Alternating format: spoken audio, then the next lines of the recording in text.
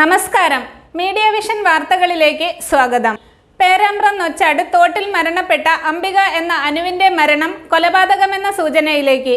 Perambra DYSP K M. ബിജുവിന്റെ മേൽനോട്ടത്തിൽ inspector MA. സന്തോഷിന്റെ നേതൃത്വത്തിലാണ് അന്വേഷണം പുരോഗമിക്കുന്നത്.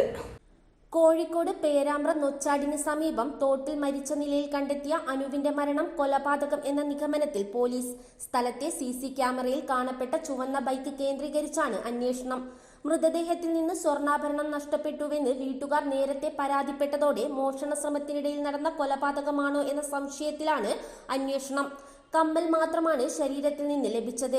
സ്വർണമാല, 2 മോതിരം, ബ്രേസ്ലെറ്റ്, 2 പാദസരം എന്നിവയെല്ലാം നഷ്ടപ്പെട്ടതായി വീട്ടുകാർ പറയുന്നു.